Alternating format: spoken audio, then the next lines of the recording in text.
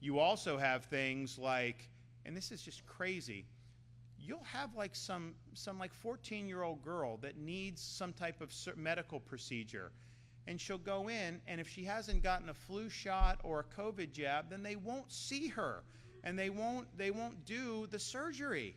And I'm thinking to myself, how insane is that?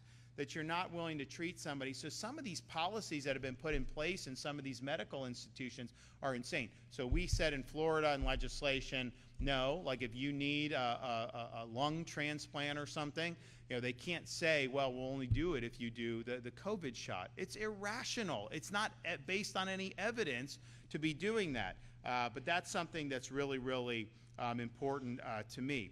So we've done a lot over the years to really, I think, be on the right side of fighting against the hysteria. The reality is people, these elites, they just lost their way.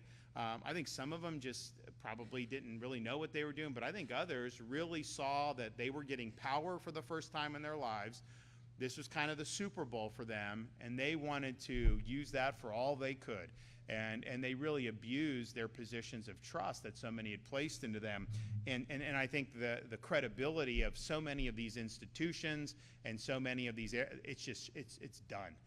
Just totally up in flames over how they handled the COVID-19 pandemic. And so Joe Ladapo has been great. I think he's probably the only Surgeon General who during COVID said, the mask isn't going to save you, that was willing to say, all kids should be in school, that was willing to say kids should not be taking mRNA shots, all the things that really cut against the medical establishment. And I think on every instance he's been proven right on that. But, it takes courage to do that.